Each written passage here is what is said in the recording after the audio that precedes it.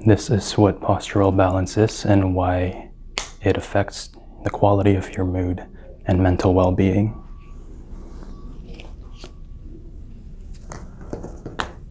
So I'm going to start by describing the way that the nervous system works.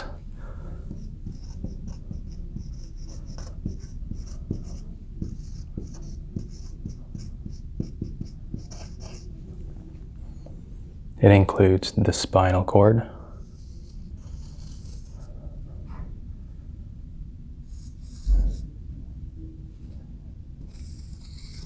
the brain, and the spine itself.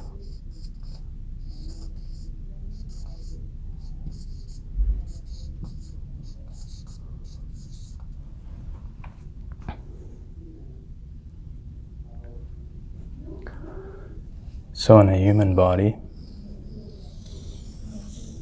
unidentified, information is received through the spinal cord, travels towards the brain,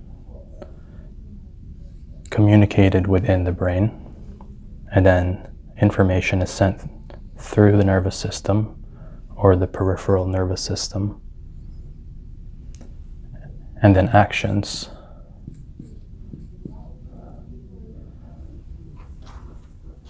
occur. So this is most commonly described with touching fire for the first time, where the sensation is received.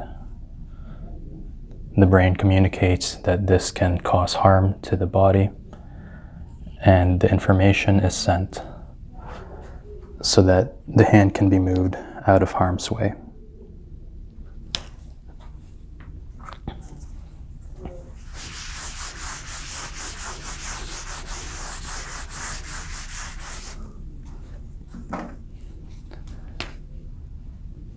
Within this intake and output type of communication, there are also two types of nervous system functions.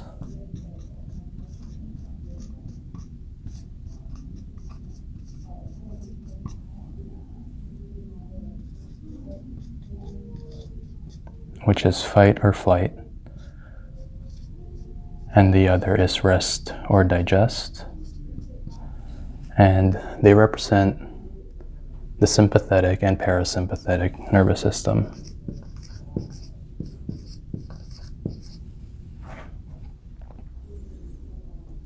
When the nervous system needs to, it creates these things in order to continue surviving. And then once those sequences or events have been fulfilled, if the nervous system is regulated, this is what would happen. But oftentimes people's posture or even the way that they hold themselves can affect how often this regulation can occur.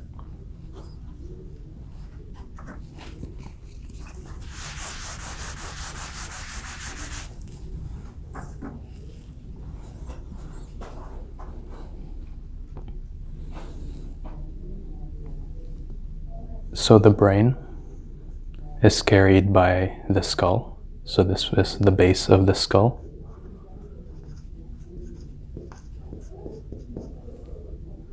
It attaches towards the spinal cord, inside of the spine, which is composed of 7 cervical,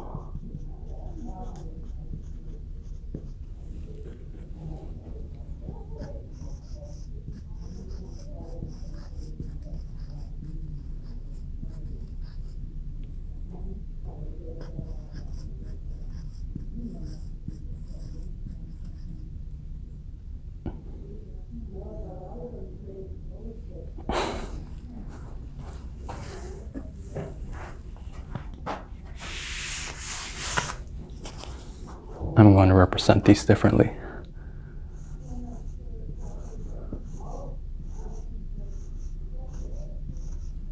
Okay, so 7 cervical.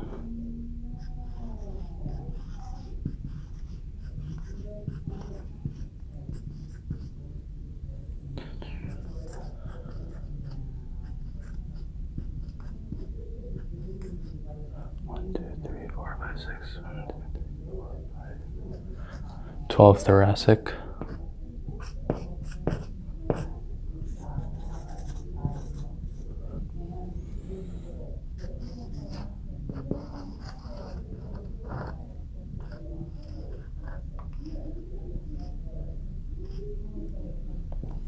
Five lumbar, and then where the hips are,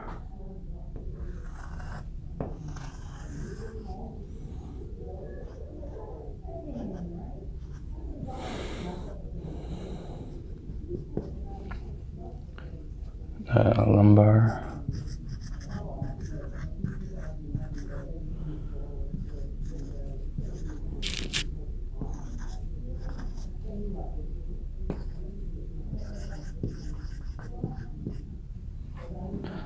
so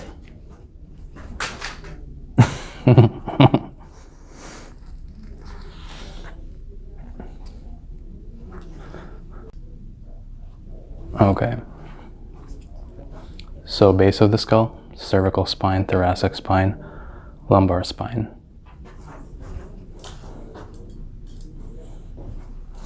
And in the body,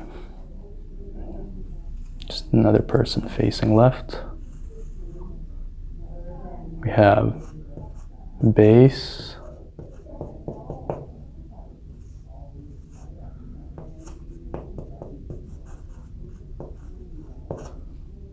cervical,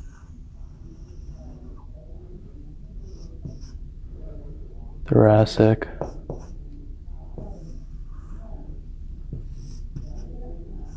lumbar, sacrum, and coccyx. Okay. So as you can see that there is somewhat of a curvature at specific areas. These are called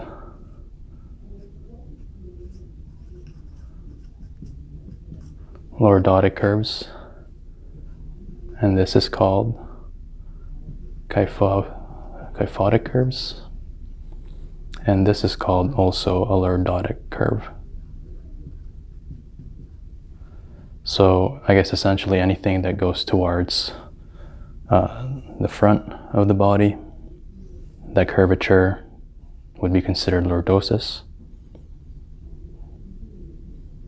And then anything that goes behind the body can be considered kyphosis.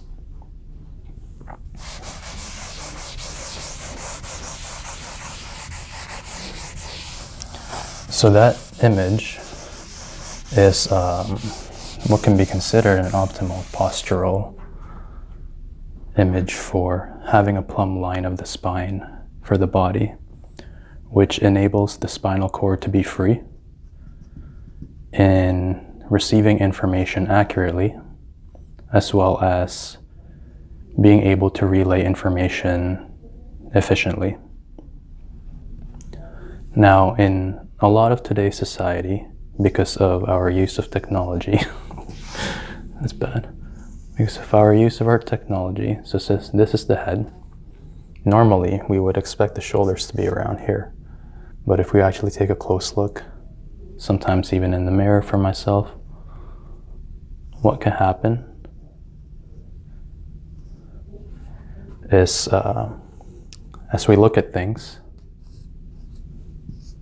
for very long periods of time, our natural tendency becomes to move it closer because our eyes are getting tired, but we don't want to deviate from our activity sometimes. So our head moves closer to what we're doing in order to accommodate for the tension in the eyes. So now that we have this increase in curvature here, the first thing that would happen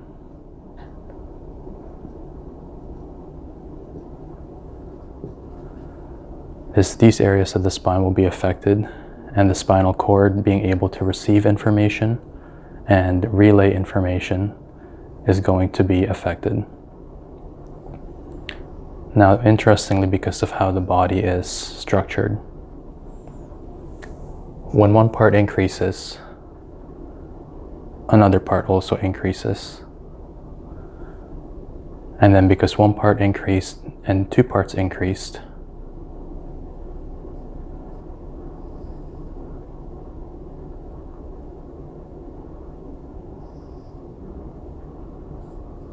another part increases. So from our original diagram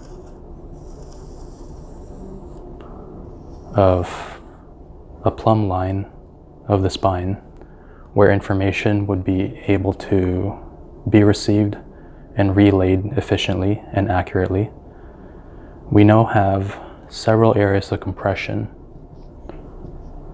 and areas of deviation or loss of integrity, because then the whole spine becomes affected. So as a person carries this type of posture, which oftentimes is either subconscious, sometimes it's completely structural because of how the body forms, and other times too, it's a matter of habit, which in those cases it can be corrected through proper training and education. So when this begins to occur, what happens is it strengthens the defined length of the nervous system, specifically the spine. Not strengthens, it stretches. So it pulls it apart. So it becomes tense. The spine is supposed to be able to sit within the spinal cord with some level of malleability, but for the most part, it's actually surrounded by fluid and several structures, such as the disc itself and the actual vertebrae themselves.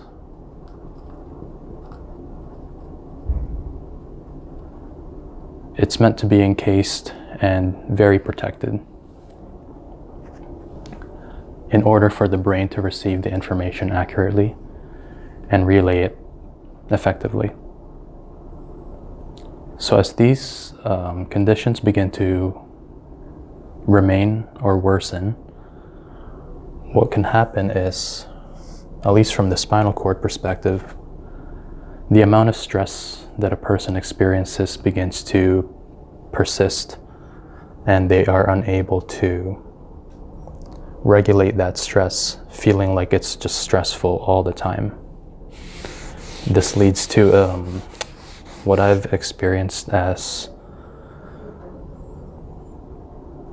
feeling of mental pressure, feeling like there's not enough time for anything, feeling off-centered. And most of the times, that kind of living condition can find us in positions to make choices that we're not actually prepared to make, and yet we end up making it simply because of how the posture tends to affect the quality of our mental state, our mood, and our ability to think clearly. Enjoy.